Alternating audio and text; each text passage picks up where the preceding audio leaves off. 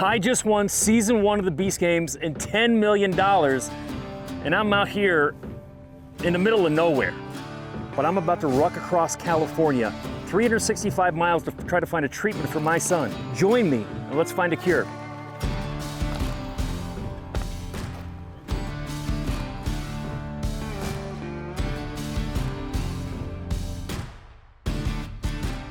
Jeff Allen, otherwise known as Player 831, is the $10 million winner of Beast Games. It was an adventure of a lifetime. It was an unbelievable experience. Jeff's younger son, Lucas, has creatine transporter deficiency, or CTD, a rare genetic disease that affects his brain and muscles. He's taught me more about life than any coach, teacher, friend has, and he's allowed me to truly find the beauty in the bumps. If I can ever give anything back to him, I would be a happy man.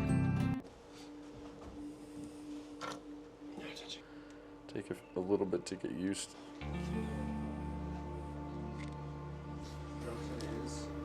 Okay. Make that work, I guess. Yeah, I like the bag though. The build quality is nice. Out in the wrong direction today. There's 2 directions. Make it the right one. Yeah, I know, but with my luck, we're going the wrong way. Gambling town, bro. You got. Do a coin flip. Let's go coin flip. Not bad. We'll do a case for it. Huh? Yeah. If you turn left, you gotta go to the other coast. Oh my gosh. So when we go out, you're not gonna need to run away yet. We need to make sure we're all on point with radios. We collectively need one, and then each of you need one. So you'll obviously, you know what to do. Stay just close to us, kind of in and out. And then Harry, you're gonna actually be rolling out with us. I want you on the one wheel. Father, we thank you for this day. We thank you for this opportunity to be here, to be men used by you. Be present in our life today. Keep us safe and secure. So Father God, we love you so much and we praise you in your great and your awesome name. In Jesus' name we pray. Amen. It's game day. Ready to walk a marathon? I don't think I've ever been more ready for a marathon than right now. This is gonna be good.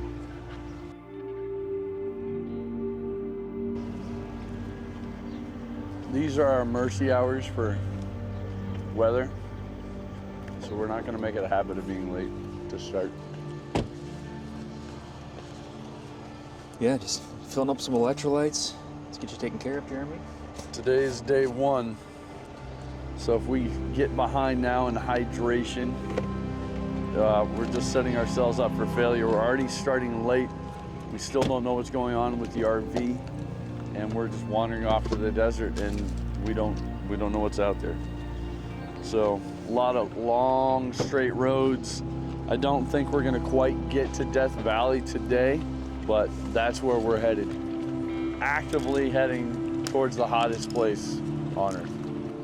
We are embarking on a 365-mile ruck across California, carrying the weight of my son, Lucas. Jeremy and I are gonna split it.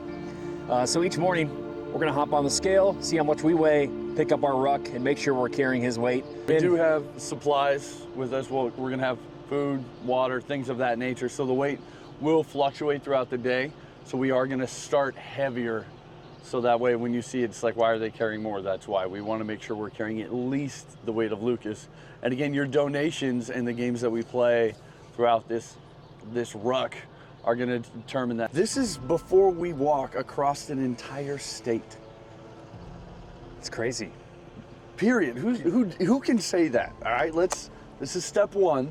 This is the start. This is it. This is literally it. Let's see, are you gonna gain weight? And how much do you think you're gonna gain or lose? I think I'll lose 5 pounds. 5 pounds, okay. Yep. Let's see, how much are we weighing in at? Geared up and ready to go. 186.2. Now I'll put on my ruck.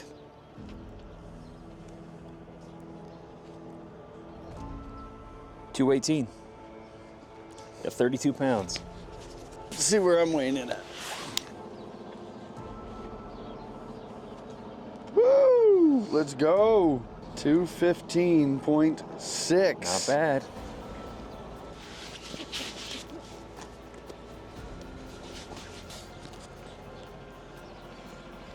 What do we got, math man? Stay on there.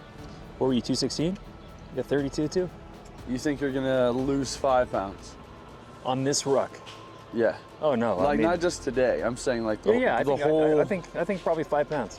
I think I'm gonna try to gain 5. Well, good luck. I'll just snack all day. Like where's a bag of chips? Seriously, I'll just, like I'm gonna ruck out and just eat chips all day. You eat so slow. All right. Here we go. We're gonna keep that going. We're not going for like a crazy pace, but we do need to keep a pace. Into the sunrise. There Cheers, you go. brother. Let's go. What should we name the pig? Let's go. And we've already Strava'd. Okay, it's official.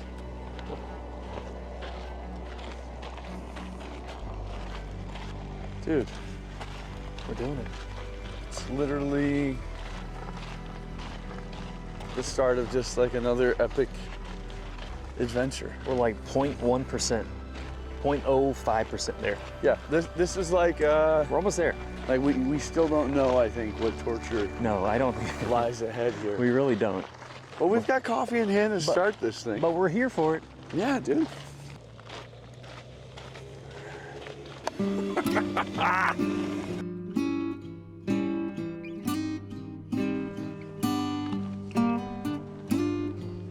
The Lord built it. I never thought I needed help before. I'm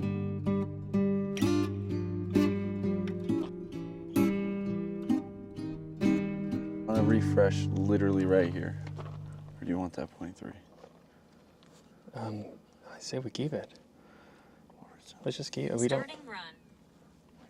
Yeah, we don't know what's gonna happen. See this symbolic right at the starting line, 3 miles. That's probably a good call. It's a great call. At the end, I'm gonna be like, thank you, Jeff. Starting right now. Let's go.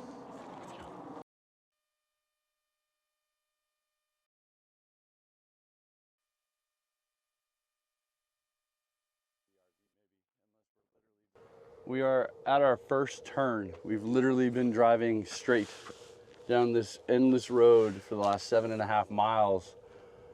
And it feels surreal, like we've talked about this day for a while, but the sign right here is pointing us towards Death Valley. And again, we're just gonna get more and more remote. When we tell people that we're rucking across California, we say from Death Valley to the coast. Yeah. And so this is it.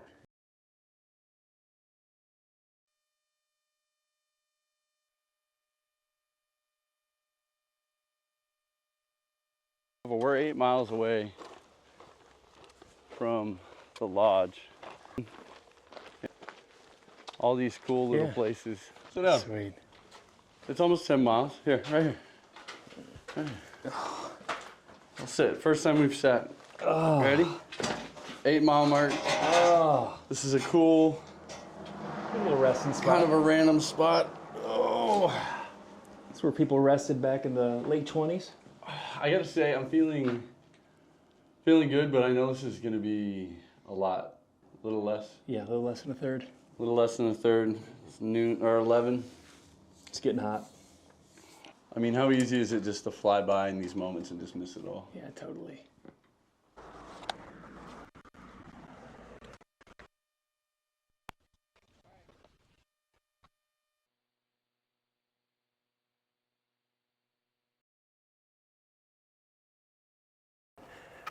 So as you know, I was season 1 winner of Beast Games. I won $10 million. But getting on Beast Games was one of the craziest experiences I've ever had. I'm a grown man with silver hair, with 2 kids. Not exactly what you think of when you think of Mr. Beast. But I wanted to do it for 2 reasons. One, my 9-year-old Jack loves Mr. Beast. I got to look like the rock star dad. Hey, I'm on Mr. Beast Games.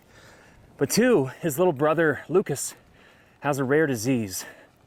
Creatine transport deficiency, only a few hundred in the world with what he's got. And a couple years ago, I was at a rare disease conference.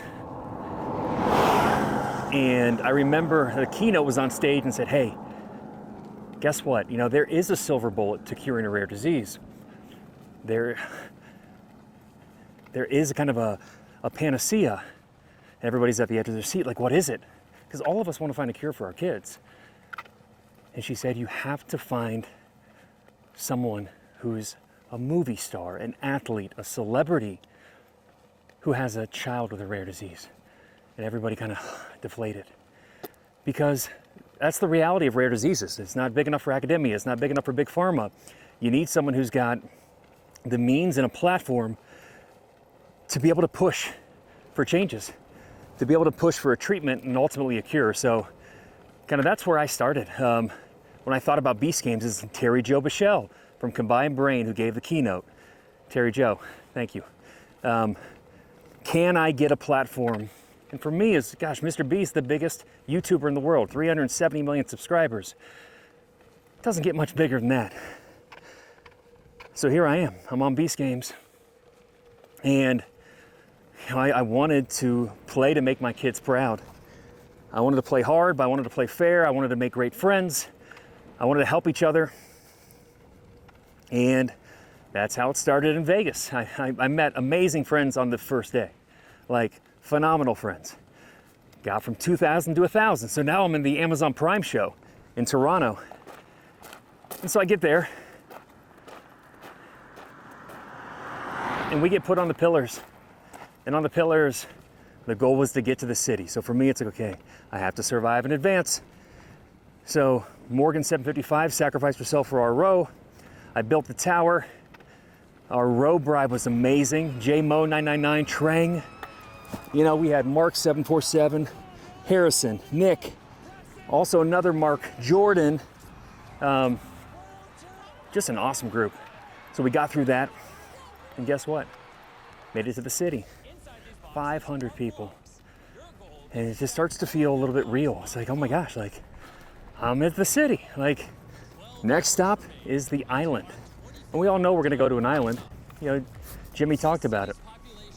So now, I need to survive in advance to get there.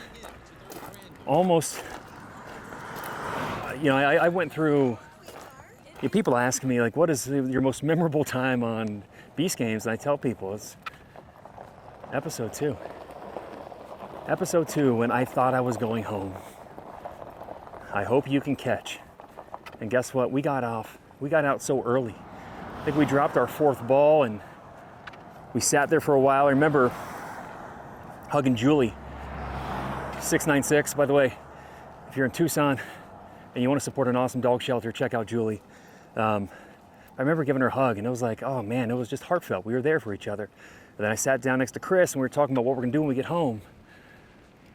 And it was a Friday. I thought, okay, I'm gonna fly home Saturday. I'll connect with the family Sunday, and back to Monday.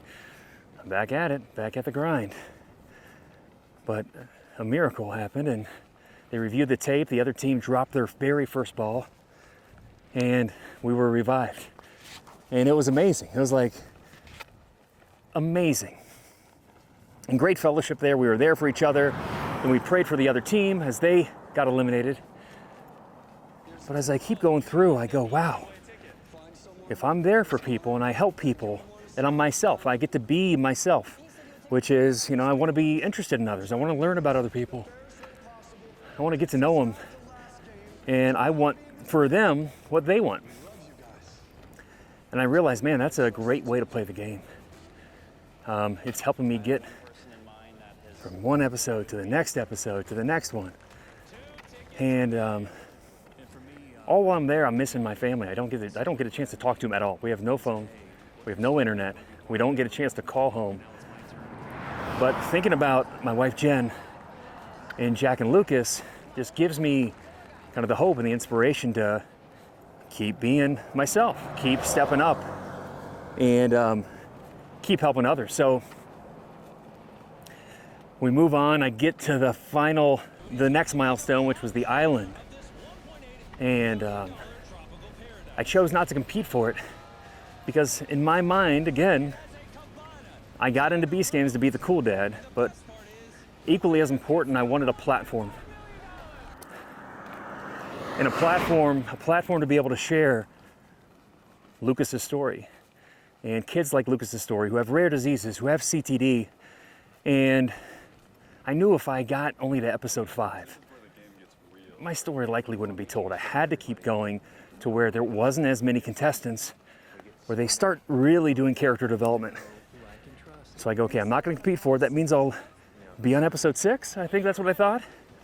And so I get there and I choose physical, and holy cow, man, I remember getting chosen by Mike 453 as his 3rd pick. And I look at our team and I look at their team. The first 2 picks were Gage 974 and Eric 990. I go, oh my gosh, like the other team is huge. They chose Jordan 499. They chose Matthew 803. And Michael chose me. I go, okay, this is gonna be interesting. I was kind of down, I was kind of discouraged, and guess what? On his 3rd to last pick, he picked Monice 182. And she came over with a little skip and a little step, and like brought this awesome energy, and I kind of go, okay. I was hopeful, I was confident. So the monster truck by far was the hardest thing I have done all year. The hardest thing I did in Beast Games, and the most rewarding, and just a beautiful lesson in life. Many times the hardest things you do are the most rewarding, are the most fulfilling. But we used teamwork and brains to really make that a go. Like we on paper, we should not have won that, but we did, because we didn't give up. We counted on each other, we leaned on each other, and we used our brains too. You know, and kudos to kind of the wings were Jazz 697 and Monice 182. And the brains of it were 990 Eric, 974 Gage, and 930 Patrick. Dino and I, 380, were kind of the lead ox, and then Mikey was the captain. And when we won that, I mean, I'm telling you, the feeling was amazing. Like, absolutely amazing. I couldn't feel my legs.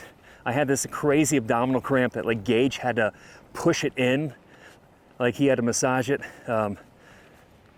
Man, I was a mess after that. So then we give one back on the flags, and now it's 1-1, and we have the dead hang. And there's only one other time I was as certain of the outcome of a challenge. And I'll get to that later on. And I'm sure you probably know what it is, but it was when Mikey did the dead hang. When we chose him, it didn't matter who they chose. You know, and no offense to Matthew 803 or Ozzy 435, but no one was beating Michael that night, 453. He was in a zone from the push-ups, just an absolute stud of an athlete, and just calm. You know, no room in his life for negativity. He was a positive, quiet, you know, kind of like the quiet storm. Like he's real calm and peaceful, but when he turns it on, watch out. And so my certainty of us winning that was essentially 100. And we win that. And I kind of go, oh my gosh, like we're now, and at the time I thought we were in the top 25. Like, are you kidding me? The top 25. Then we wait, and Chance comes back, and Mental comes back, and Chance went away with 16 and came back with 4. I couldn't believe it. So I quickly did the math. You know, and that's one thing I think with my phone away, and like not taking in information, the way I got my mental fix was I just was obsessed with numbers while I was there. So I did quick math and I realized, oh my gosh, there's only 21 people left. I'm in the top 21. There's like slightly less than a 5% chance I could win this thing. And that's when things kind of shifted for me. I kind of go, hey, there's line of sight to this thing happening. A lot has to happen, but I think we can do it.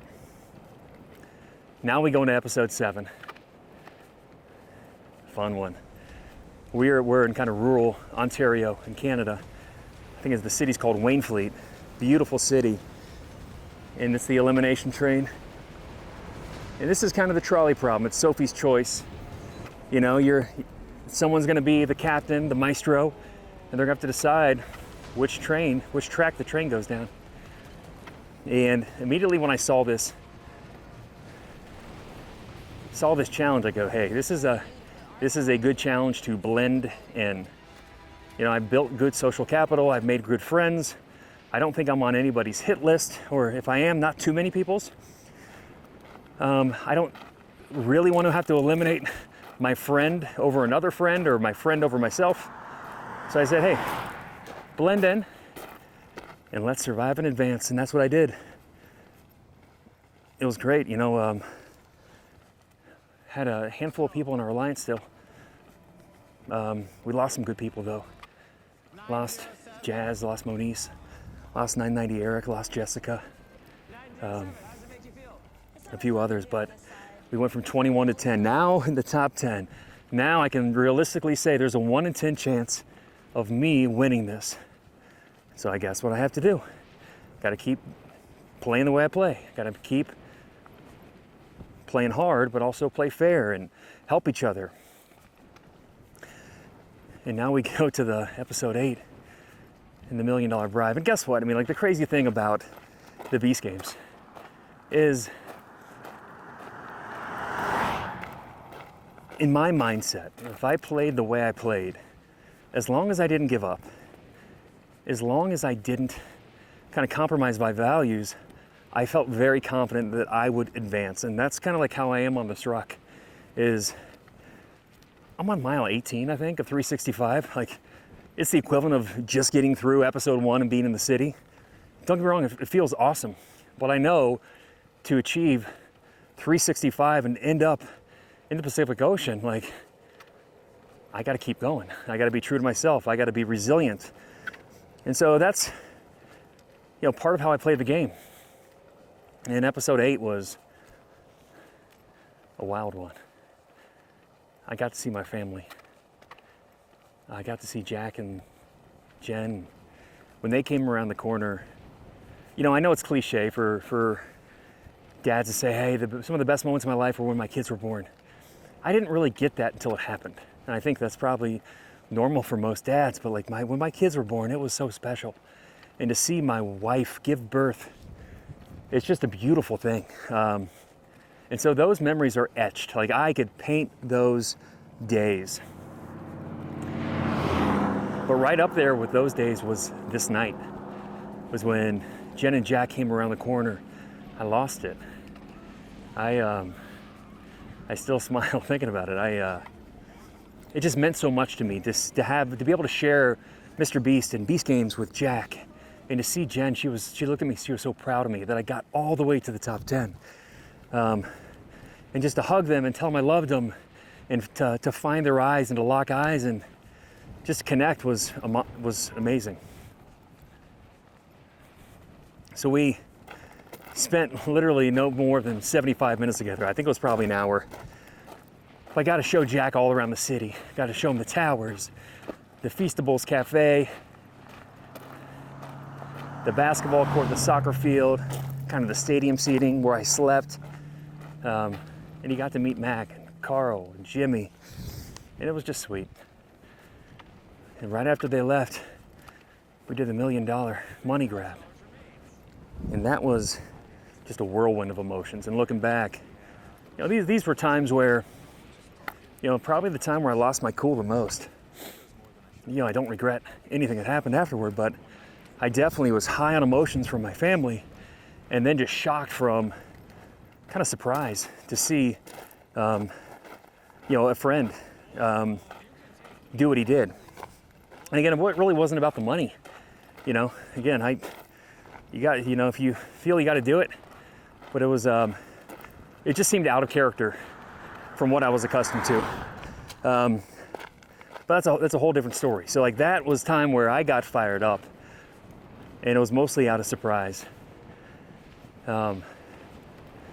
But no one got eliminated. We all had our money. I took more money than I should have. 72 is a special number to me. I took 72. And then we go to bed, and it was a weird night. It was a weird night for everybody. Even just having the 72 in my room was strange. Episode 9, here we come. You take that money up to the towers. We are going to vote in the top 6 one at a time. Once you're voted in, you cannot vote any longer. And you can use your money to bribe. My good friend Patrick had $0 by choice. Heartbreaking. Made a big move.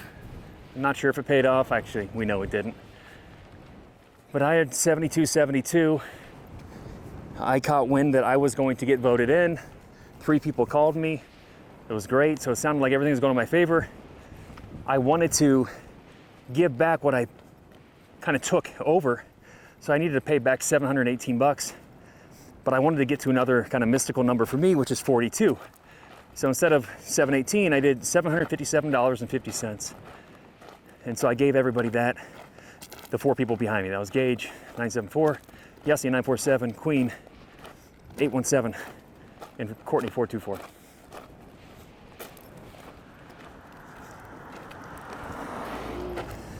And that brought me down to 42.42. And I got voted in. Now I'm sitting here in these lawn chairs right next to Emma 937. I'm in the top 6. Like, I'm in the top 6. There's a nearly 17% chance that I could win this thing. And then I see Tawana get voted in. And then I see Yessie make her move, which was brilliant. Then I see Gage. Then I see Courtney, and I look around and kind of go, man, what a good group of 6. This is it. This is the top 6. It just starts getting more real to me. Okay, I played that game honest. I kind of turned down a bribe for a vote. I kind of felt that was more true to my values. I gave the money back that I felt bad for, but I also got to get down to a number that was mystical. Like, okay, still playing true to me. So then, the next day, they say, it's going to happen tonight. Beast Games champion will be crowned tonight. And so we spent some time with everybody, but a lot of the times people spent the time in their bunks. It was cold. And again, this is where crunch time happens. Like, you are on the final drive, you're in the red zone, and do you play differently? Or do you stay true to who you are and just turn it up? And so for me, I wanted to play true to who I was and how I played the last 9 episodes, but I definitely turned it up. And it was unbelievable. When I think back to it, it was unbelievable. And you know, it's it just makes me. I remember the night before, and I was in my bunk, and you know, again, I'm by myself. A lot of my friends are gone. My closest friend Gage is still there. He's in his bunk, and we're just thinking. I'm just thinking about, what is this? Where am I? What am I doing here? Like, the craziest thing I've ever done was apply for it, and now I'm in the final 6. I'm in the final 6. Now I'm in the final 6. So when I think about what was my goal, okay, I got to be the cool dad who's on Beast Games. Check. The next thing was to have a platform to talk about Lucas's story. And I was convinced, for sure in episode 8 with the rest of my family came, and in episode 9, that I'd be able to talk about my family. Like, okay, check. Man, mission accomplished. But now I can actually achieve something even bigger. I could actually win this thing and make a difference and actually make sure Lucas is taken care of for his life. Make sure I can invest into research to try to find a treatment for him and for other kiddos. And so, heading into the final episode, it's funny thinking back to it. I stayed true to who I was, but I definitely stepped up my game. And I saw that Gage wanted to flip it. I wanted to hold that thought for him. And that was one of my favorite moments of the episode. When he's flipping, you kind of look through and you see Emma with this kind of very firm face like an athlete, then Tawana with her promo face. And it kind of goes over to me and I'm like, eyes half glazed open, a smirk on my face, because I'm feeling it for Gage. He was in a different zone and he flipped it, and it changed everything. Literally, in a matter of 15 minutes, we went from thinking that we're competing for $5 million to $10 million. So then we get up and play the first challenge, which is, get the balls, like shooting basketballs. And I go, okay, I played basketball in high school to like 9th grade. I'm not bad, I'm not great. But in my mind, I go, if I can make a shot, people will think I can make another. It's like, if I can make the first shot, it'll definitely allow people to think twice about shooting for me, which is still fair, but also stepping up my game. So I made the first shot in 4-2-4. Courtney, this is after kind of Emma and I talked about, like, hey, if you don't shoot at me, I won't shoot at you, because we were right next to each other. So I felt good about that, and then we really went hard at Yessie, like super hard. And it was part of the game, but it was bad. I felt like we shot at her for like 30 minutes, me, Gage, and Emma. And Yessie, just the resilient firecracker she is, gets him out. And it was like, I was shocked and I was proud. But I was just super surprised by her resilience. She's awesome. Like, the way she stepped up in episode 9 and episode 10 truly inspired me. So now we move on. We got the final 4. Yessie, me, Gage, Tawana. And we have the memory game. And I got a good memory on numbers.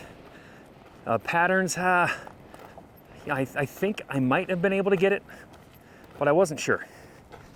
And Yessie told us, yeah, I do this. I can do memory games. This is what I practiced. And she takes it off and she goes down. And again, before this, I offered, hey, if you want me to memorize a third of it for you, I will do it. And I'll only tell you if I know it. And this was me being true to myself, meaning, hey, I'm going to be honest with her. I'm not going to tell her I know something if I don't know it for sure. And I like Yessie. And maybe it was my way of saying, hey, I'm sorry about us kind of crushing you. And yeah, certainly there was a chance that she could have chosen me if she got it right. I don't think she would have, but she could have. So for me, I offered it. I was sincere.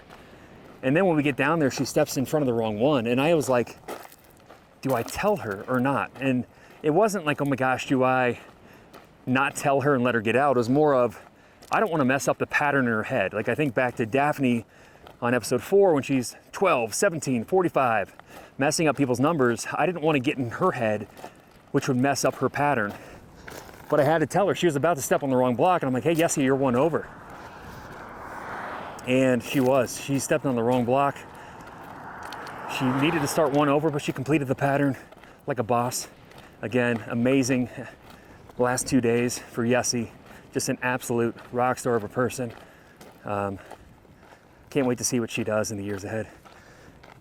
So now we're at the final 3. And again, I keep thinking about Lucas. I keep thinking about Jack. Like Jack is going to see me in the final 3. And Lucas, buddy,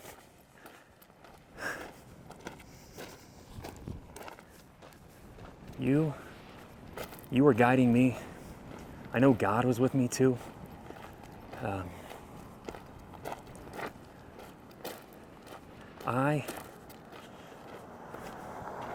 It's hard to describe the feeling I had there. I felt I was exactly where I needed to be. I felt that you were there with me. I felt that God was right there with me. And so we get to the final 3, and I feel calm. Like, I'm remarkably calm. And they come out and say, hey, we're gonna eliminate someone who is kind of the least liked or the most wanted to lose. I felt good. I really did. I felt like I made genuine friendships, genuine relationships amongst people. I didn't think I was, I'm sure there was people who didn't like me, but I think I felt good. So I didn't think my number was on there. But I'll tell you what, I didn't think Tawana's was on there either. I admire Tawana. I admire who she is. I admire how she played the game, how she always stepped up, how she did it with integrity, how she was strong. She would speak her voice.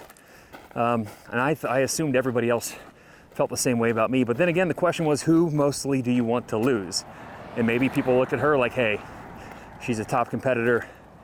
I don't want her to win. I'm not sure. But I thought for sure it was Gage, and I love Gage. I just didn't think he made as many connections as he made with me. If he would have, man, he probably is number one. So Gage self-eliminates, takes $1 million, which is amazing to see a friend win $1 million like that. Like, it was a beautiful feeling. Like, it was just awesome. And Gage gives me a hug and says, "You got this." I said, "I know." And again, like, it wasn't overconfidence. It was just this certainty that was with me. Gage goes away. Now we're down to the final two. Tawana and I. Let's take you back to episode 1. We're on the pillars. 8:30's right in front of me. I introduce myself. I call her by the wrong name. She politely corrects me, and I immediately have respect for her, and I see that she is a leader throughout episode 1. She's a leader in episode 2. She turns down the $1 million bribe. She gets picked in the first helicopter to the island. Episode 6, she's one of the smartest and eliminates someone on the first question. Episode 7, she's the final captain, making the toughest choice and the most decisive choice. Episode 8, she's picked first as the captain. Episode 9, she's a shoo-in to get into the top 6. Then here I am in episode 10 going against her head to head. Like a dream come true as a competitor. And I knew if I was going to have a chance at beating Tawana, I had to show her a side of Jeff that she hadn't seen.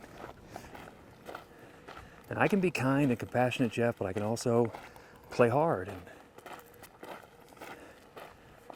be a little bit more direct. And again, I knew I had to get her off her game, or at least have her see me like, who the heck is this? And so that's what my mindset was. But we had a little break. They changed the set. It took probably 45 minutes. We come back up. We walk back up to our pillars, look down, and I see the briefcases, and I see like the Lazy Susan, full Lazy Susan. I see they're numbered. And again, this level of certainty in me during this episode was one of the highest it's ever been. You know, I talked about the certainty with Mikey the Dead Hang. This certainty was even stronger. And I see number 6 and I go, it's 6. I had no clue what the game was, but I knew it was 6. So then we go down there. The game gets explained. Tawana and I have exchanged a little back and forth. You know, again,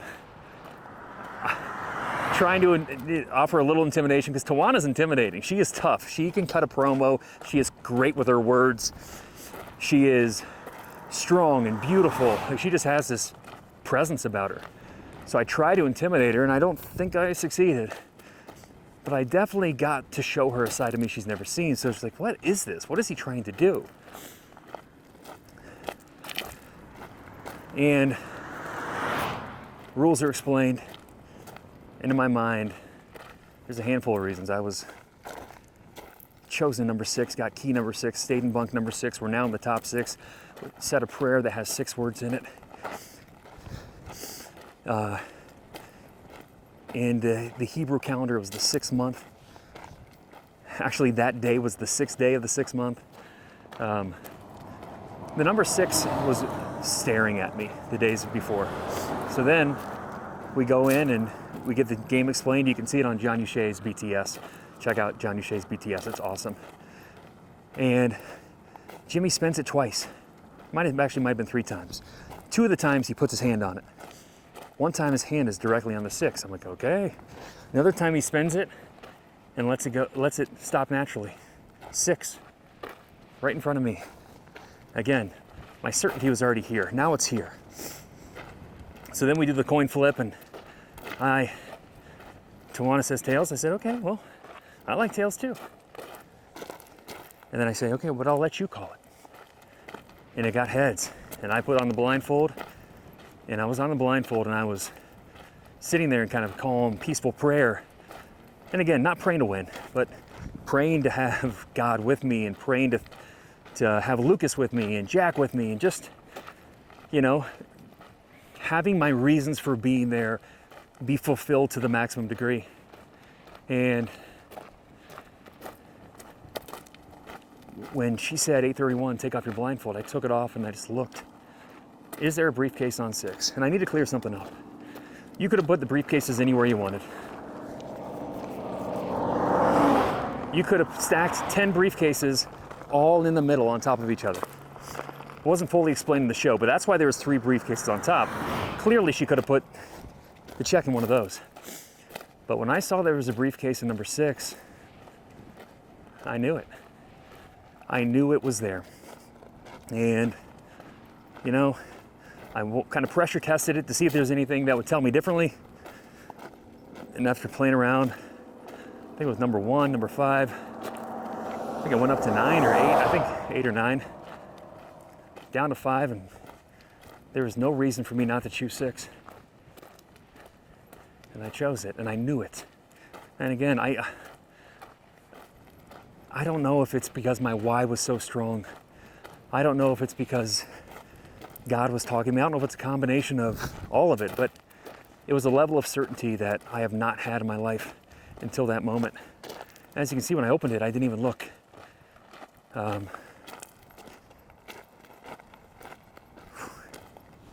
And I became Beast Games champion. I became season 1 winner, $10 million, the largest cash prize ever, and I go, oh, wow, we can do good with this. We can make sure our family's taken care of. We can make sure that we can fund research. But then I realized, I quickly realized, this is where it begins.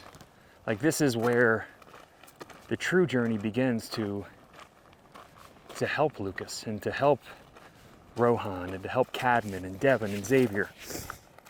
Is, most of you guys know, $5 million, $10 million, $15 million, $20 million will not find a treatment for a rare disease. Estimates say you need between $30 and $40 million to be able to fund the research to discover it, then have to do safety and efficacy testing, then you have to put it into a clinical trial. So I know that, man, this is great. And I can't just, write a check and say, okay, cure this thing. But I know that it was the beginning of my journey, and this is why I'm here. This is why I'm rucking for rare. This is why I'm walking 365 miles in the desert, through Death Valley, all the way to the California coast to continue to raise awareness about CTD, to continue to raise money. If we are going to help find a treatment for this disease that is devastating, there's no days off for Lucas. There's no days off for their parents or caretakers. So obviously I'm a little bit anxious. But if we're going to find a treatment and ultimately a cure, whatever decision we're going to she need makes, help from so many people. I'm just going to let this go. And I think this is just an awesome opportunity for people to show the world, me to show the world who I am. I know that I want to earn people's support. I don't want to just ask for it and take it. I want to earn it, and I want to give people an opportunity to share. And again, sharing $1, $10, $100, all these things truly help. And so when I think back at Beast Games, it's this wild, getting on Beast Games was wild. Signing up for Beast Games was wild, and I get in, awesome. Then you fast forward 5 weeks and I won. And I kind of feel that's where I'm at right now, is I'm just getting started with the community, with the CTD community, to help find a treatment. And I feel like all the supporters I've gotten DMs from, who've actually donated, who've commented on my YouTube videos, you're my fellow contestants that I get to be with and support and connect with along the way, with our ultimate aim of us finding a treatment. And God willing, I think this Ruck for Rare is just the start. And now heading into mile 19. And man,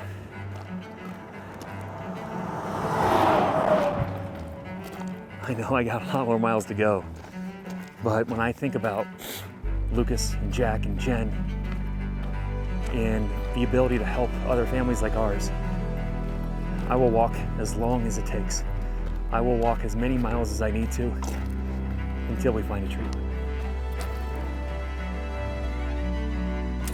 Right, day 1 in the books, brother. Oh, not bad, man. All right, let's see. How many miles did we get? We did more than 20, and I think we did less than a marathon. We got that late start. I know I feel good, like we could do more, but for safety, we got to call it. All right, 22.4. So we are just shy. So this is the finish line for the day. So this is where we will pick up tomorrow. So 22.4 miles, but again, it's getting late. We got to get the team off the road. We got to try to get some sleep, and we got to try to get this video uploaded. Let's head to camp. And I'd love to just talk for a minute about every night when we're done with the ruck, we're gonna check donations, and that's gonna help set the tone for what we do tomorrow. So with this being the first video, guys, the donations that you're putting in after this video goes live is gonna come into tomorrow, and that's what we're gonna see, and it's gonna shift what we do every day. Again, we're gonna have a game we're gonna design where you can choose who's gonna carry more of the weight, and then we'll have a couple fun games and competitions. We've got an Easter egg hunt. But again, all this stuff we're doing to try to raise money for Lucas. Yeah, I mean, and I'll say, I mean, I got so many messages from people in the last week and a half about how can I help, how can I support, and this is how you can. It's going to take more than me and other CTD families to actually find a treatment, and your support means a ton. So get online, figure out ways that you can gamify it. You know, make sure he's carrying a lot more weight than me, please. Look at those and shoulders. He's got this. We'll get after it. We'll find out what the donations look like and figure out what we need to do tomorrow. Yep. Go ruck4rare.com or legacy831.com and click the donations. But like I said, right now, come back to camp with us. We'll check it out, and we'll give you the new tour as we see the tour for the first time. I'm excited. Awesome. But it's here. We've got an RV. Like, we left this morning, we didn't have an RV. So grateful. We're in the desert. It's beautiful. Let's get after it. Stifler delivered. Oh, yeah. Okay. There it is. 22.4, 22.5 for the day. Weight is officially off. Day 1 of the books, 22.4, more than 20, less than a marathon. Note to self, we started a little bit late. We got to get going at sunrise, but awesome day. Speaking of the sunset tonight was beautiful. The company was okay. Don't tell Jeremy. But honestly, it was an awesome day. Hey, buddy. You're just jealous of my hat. Ooh, that's pretty. I'm already excited. I haven't been inside yet. I'm excited. Huh? Come on in. Oh, what's up, Stifler? Come on in, dude. I just made you a plate. Dude, this is sweet. It actually feels more spacious. I gotta say, we're pretty bougie. Like, for a couple dudes walking through the desert with some of our best friends. And you like Seidel's apron? And look at this apron. Oh, I know. I'm a lobster. I'm from Maine. I'm just trying to let y'all know I'm really from Maine. But so we had 22.4 miles. We've got it marked. Yep. We're short of a marathon. We've got a hang up on the first, a challenge that we're going to talk to you guys about when it gets closer. But we need to check the site and let's see what the donations are. We're going to show you guys. We're going to decide this game together. If we beat the $10,000 mark, which I don't know how, because we just put a couple stories out on Instagram. So 519. It's awesome. All right, $519 is already on that account. So that is awesome. How many donors? Who are the donors? Wow, awesome. We have 8 donors. 8 donors. Okay. You want to give a couple shout outs? Yeah, the McKicktricks, wow. I think you guys are out of Minnesota? I don't know. Thank you so much. This is a CTD family. Oh, dude, that's huge. Thank you. Michael and the Van Lentons, we see you. I wore the big hat for you. Michael! Gustavo, a CTD family from Brazil. Wow, awesome. So cool. Ooh, this one's got a note. $40 donation. Go Avengers. Kayla, thank you. Thanks. Anonymous. So, Oh, and Becca, thank you so much. so each day, at the end of the day, we're gonna look at these donations. Everything you guys do matters. We're gonna be playing these games. We're gonna have certain milestone goals. Like I said, $10,000 is gonna be the first goal. When we hit $10,000, if we can check during the day, we might, but I think each day we're gonna check it. And let's see what the donations are. We're gonna show you guys. And then again, since this is all so new, we're gonna decide this game together. If we beat the $10,000 mark, which I don't know how, because we just put a couple stories out on Instagram, so I'm not expecting anything, but this video will be out tonight, the night of the Ruck. 519. It's awesome. All right, $519 is already on that account. So that is awesome. How many donors? Who are the donors? Wow, awesome. Do we know how many? We have 8 donors. 8 donors, okay. You wanna give a couple shout outs? Yeah, the McKick-Tricks, wow.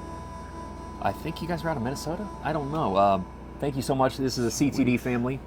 Oh, dude, that's huge. Thank you. Michael and the Van Lentons, we see you. I wore the big hat for you. Michael! Gustavo, a CTD family from Brazil. Wow, awesome. So cool. Ooh, this one's got a note. $40 donation. Go Avengers. Kayla, thank you. Thanks. And Anonymous. So, Oh, and Becca, thank you so much. when we hit $10,000, if we can check during the day, we might, but I think each day we're gonna check it. If we've reached 10,000, say tomorrow, the start of the next day, we're gonna do an Easter egg hunt. I'm gonna have Harry or Casey or the mythical Rhino hide the Easter eggs in the desert, and then we're gonna have a race first thing in the morning, and that's gonna determine what we carry. And Please make sure you hide them away from the rattlesnakes. it's optional. I don't do. You don't have to grab it. You don't have to grab it. I gotta beat you. You can carry more. Oh, and 2 more. Adrian and Donna, thank you also for the donations from today. We appreciate it.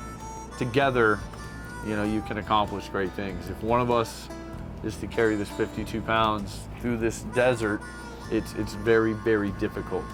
It's good to have support to stand next to you, but it's even better to have someone come next to you and actually help with that load. And by us raising awareness and raising funds for these cures, we're reaching out and we're seeing you, families, and we're trying to help. And if you're donating to this cause and following along, like you're making a big difference in their lives. Yeah. So, Awesome. thank you. Thanks so much. Stay tuned tomorrow, and I've come up with a twist for tomorrow morning with our donation amount. So get ready. Okay.